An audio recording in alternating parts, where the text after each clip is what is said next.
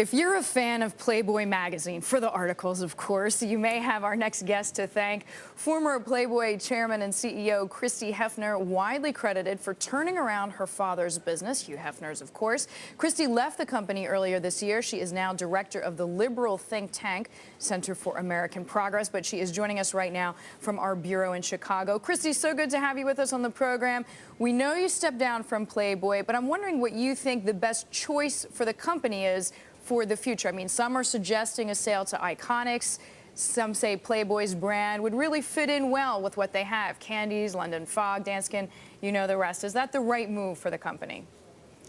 Well, I think the key is to make the moves that will make sure that the brand is bigger in 10 years than it is today. I mean, what we accomplished was to take what was principally an American magazine company and turn it into a multimedia entertainment and lifestyle company, and we did that with a robust licensing program of products and stores and location-based entertainment, and with an early move into multimedia, TV, online, mobile. Is Iconics the best company to do that? Well, I think they're very strong in the licensing space. I think they're not a media company, so I think that if the company's going to explore, as I'm sure the board is, what are its strategic options, ideally you want strategic partners that will leverage their expertise in the different lines of business that Playboy's in. Would you want to see, as far as magazine sales go, ad sales down? We know at the magazine circulation is dropping.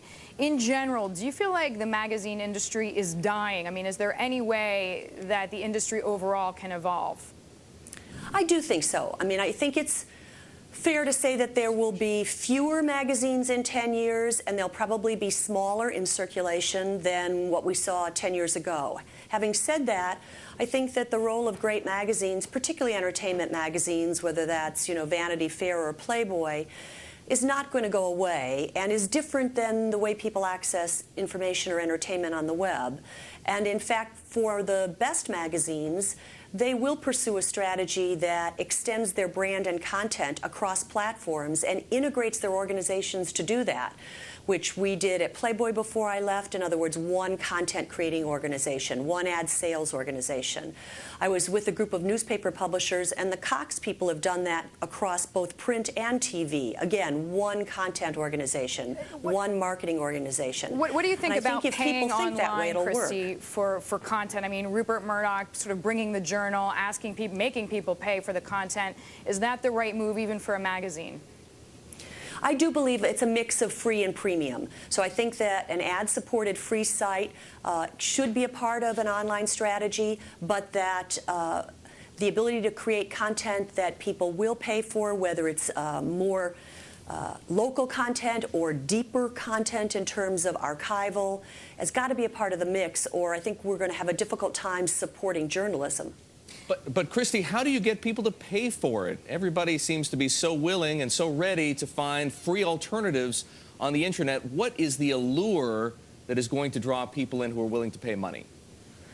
Well, I'm encouraged by the Journalism Online project that Steve Brill is championing, and last time I looked, he had 600 papers signed up. And that's a technology that is partnered with PayPal, so it's a pretty easy micropayment technology, and I think that's interesting because we all know that in the music business, one of the things that caught the music industry up short was the interest that consumers had to disaggregate albums to individual songs. And I think that publishers are going to have to think that way as well. In other words, consumers may want to buy individual articles, and the ability to do that is, I think, something that Steve is going to offer. Plus, I think that even though you may have, an audience of 500,000 people and only 50,000 will pay for your premium content, that still tremendously changes your business model from one where you're conversely only dependent on advertising.